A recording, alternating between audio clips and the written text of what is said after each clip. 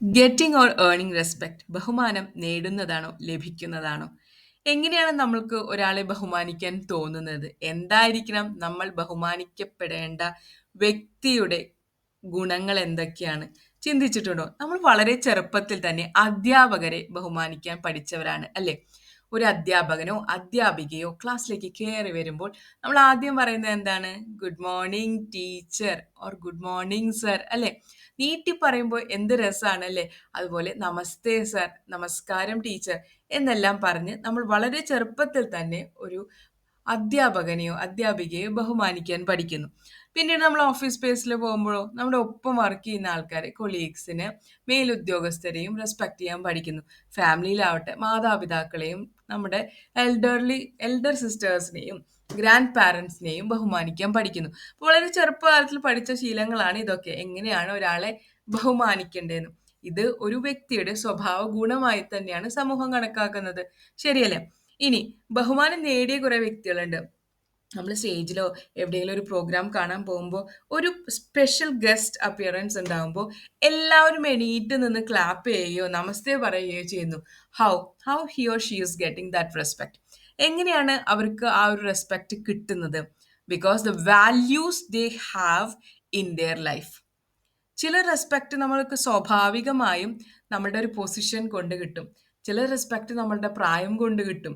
ചില റെസ്പെക്റ്റുകൾ എങ്ങനെയാണ് സ്വാഭാവികമായും നമ്മിലേക്ക് നമ്മളുടെ ഗുണങ്ങൾ കൊണ്ട് എത്തിച്ചേരുകയാണ് അല്ലേ? അപ്പോൾ അത്തരം റെസ്പെക്റ്റുകളെ കുറിച്ച് ഒന്ന് ഡിസ്റ്റിങ്വിഷ് ചെയ്ത് പറയാമെന്ന് വിചാരിച്ചിട്ടാണ് ബഹുമാനം നേടുന്നതാണോ ലഭിക്കുന്നതാണോ എന്ന് ഞാൻ ചോദിച്ചത് കേട്ടോ.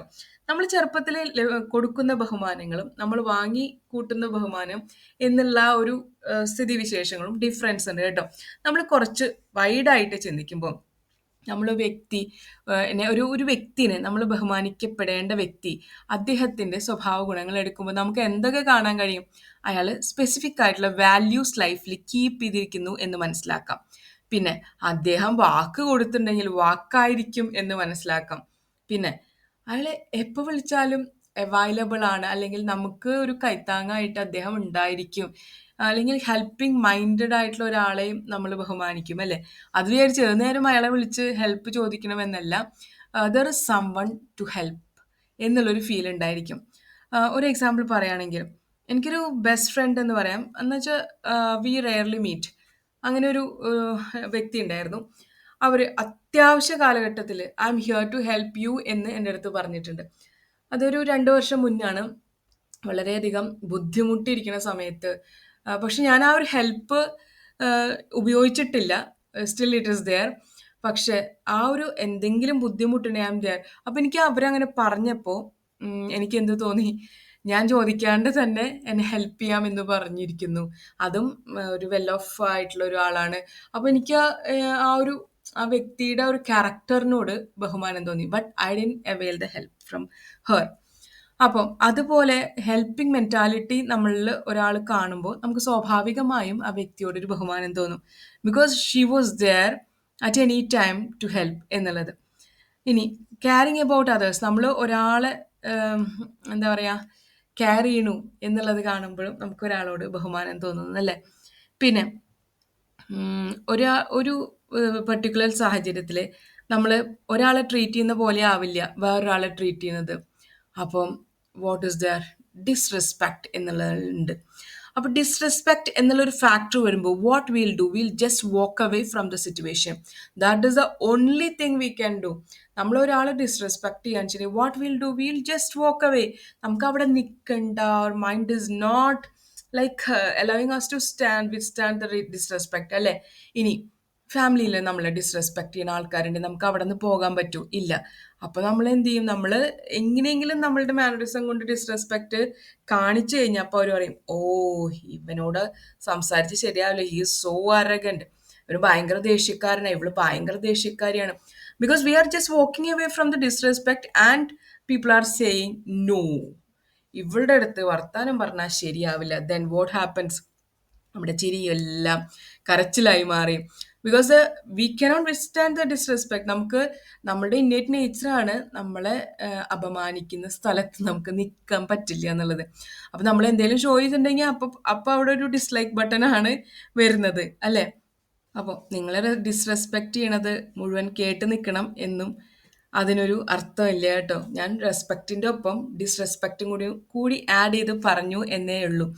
ഇനി നമ്മൾ റെസ്പെക്റ്റ് നേടാൻ ആഗ്രഹിക്കുന്ന ഒരാളാണെങ്കിൽ നമ്മളിൽ ഉണ്ടാവേണ്ട ചില ഗുണങ്ങളെക്കുറിച്ച് പറയാൻ കേട്ടോ. നമ്മൾ റെസ്പെക്റ്റ് ചെയ്യപ്പെടേണ്ട ആളാണ് എങ്കിൽ നമ്മൾ വാല്യുബിൾ ആണെന്ന് മറ്റുള്ളവർക്ക് തോന്നണം. Okay, he or she is respectable person എന്നുള്ളത് തോന്നണം. ഇനി നമ്മളെപ്പോഴും എക്നോളജ് ചെയ്യുക, അതായത് ഒരാൾ പറയണതിനെ നമ്മൾ സ്വീകരിക്കണം, ആക്സെപ്റ്റ് ചെയ്യണം, വാട്ട് എവർ ഇറ്റ് ഈസ്. പക്ഷെ ആക്സെപ്റ്റ് ചെയ്യാൻ തന്നെ എല്ലാം അംഗീകരിക്കുക എന്നുള്ളതല്ല. Just on the spot reject ചെയ്യാണ്ട് just I am accepting your views but this is my view എന്ന് പറയാനുള്ള ഒരു സ്പേസ് ഉണ്ടായിരിക്കണം, ഒരു ബാരിയർ ഉണ്ടായിരിക്കണം, ഒരു ലിമിറ്റ് ഉണ്ടായിരിക്കണം. പിന്നെ when he or she summon is talking to you, pay attention, നമ്മൾ ശ്രദ്ധയോടുകൂടി കേൾക്കാം. പിന്നെ പങ്ക്ച്വാലിറ്റി, അങ്ങനത്തെ കുറച്ച് ക്വാളിറ്റീസ് ഉണ്ടെങ്കിൽ everyone will respect you. അതൊരു കാര്യമാണ്. പിന്നെ എപ്പോഴും നമ്മൾ കേൾക്കുന്ന പോലെ തന്നെ എല്ലാവരോടും ദയ ഉള്ള ആളായിരുന്നുണ്ടെങ്കിൽ തന്നെ ഒബിയസ്ലി നമ്മൾക്ക് റെസ്പെക്റ്റ് നേടിയെടുക്കേണ്ട ആവശ്യമില്ല. Automatically it will come to us. നമുക്ക് ആ റെസ്പെക്റ്റ് കിട്ടുക തന്നെ ചെയ്യും. ഇനി വേറെ ഒരു വ്യക്തികളുടെ കാര്യം കൂടിയും പറഞ്ഞ് ഞാൻ അവസാനിപ്പിക്കാം. ചില ആളുകളുണ്ട്, അവർ റെസ്പെക്റ്റ് കിട്ടാൻ വേണ്ടിയിട്ട് നമ്മളോട് ചോദ്യങ്ങൾ ചോദിച്ചുകൊണ്ടേയിരിക്കും. ആ പിൻ പോയിന്റ് ചെയ്തിട്ടുള്ള ചോദ്യങ്ങളിട്ട് ഇറ്റ് വിൽ ഡിസ്റ്റർബ് അസ്. ആ, നീ എന്തുകൊണ്ട് ഇങ്ങനെ ചെയ്തു? അത് മിക്കതും കുറച്ച് പ്രായമായിട്ടുള്ള ആൾക്കാരായിരിക്കും. ഓ, അവൻ്റെ ആ പോക്ക് കണ്ടില്ലേ, ഇത്രയും ചെറിയ കുട്ടിയാണ് എന്നിട്ട് നമ്മളെ റെസ്പെക്ട് ചെയ്യുന്നുണ്ടോ? Because the values what he is expecting is not in the younger generation. ആ ഒരു ഓൾഡ് ജനറേഷൻ അല്ലെങ്കിൽ ഇത് എൽഡർലി ജനറേഷൻ എക്സ്പെക്ട് ചെയ്യുന്ന വാല്യൂസ് യങ്ങർ ജനറേഷനിൽ ഇല്ല എന്ന് ഇദ്ദേഹത്തിന് തോന്നുന്നത് കൊണ്ടാണ് അദ്ദേഹം അങ്ങനെ പറയുന്നത്. ബട്ട് ദ തിങ് ഇസ് റിവേഴ്സും ഉണ്ട്, it's vice versa. Younger generation expect ചെയ്യുന്ന കാര്യങ്ങൾ ഓൾഡ് അല്ലെങ്കിൽ elderly generation is not showing at all. അങ്ങനെയും ഉണ്ടല്ലോ. നമ്മൾ ഒരു സൈഡ് മാത്രം ചിന്തിക്കരുത്. നമ്മൾ വിചാരിക്കും, ഓ, ഈ കുട്ടികൾ എന്താ ഇങ്ങനെ ഇപ്പോൾ പെരുമാറുന്നത്, എൻ്റെ സമയത്തൊന്നും ഇങ്ങനെയല്ലായിരുന്നു, ഞാനൊക്കെ മുതിർന്നവരോട് റെസ്പെക്ട് ചെയ്ത് വളർന്ന ആളുകളാണ്. പക്ഷെ ഒരു കാര്യം ചിന്തിക്കുക, ആ കുട്ടിയുടെ ഭാഗത്ത് എന്താണുള്ളത്?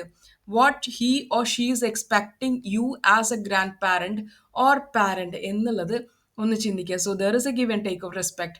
Give respect and take respect and it's a easy way. നമ്മളൊരു കുഞ്ഞായിരിക്കട്ടെ, ഒരു മുതിർന്ന വ്യക്തിയായിരിക്കരുത്, എൽഡർലി പേഴ്സൺ ആയിരിക്കട്ടെ, respect what he or she is speaking or acting or interacting with you, then you will earn respect effortlessly and you will get respect. ഇത് ശരിക്കും ഞാൻ reality face ചെയ്തിട്ടുള്ള കാര്യമാണ് കേട്ടോ. ഇപ്പോൾ പറഞ്ഞിട്ടുള്ള കാര്യങ്ങൾ നിങ്ങൾക്കും ഇതുപോലെ കുറേ അനുഭവങ്ങൾ ഉണ്ടാവും എന്ന് എനിക്കറിയാം. So do comment in that. Thank you for listening to me, Jitha.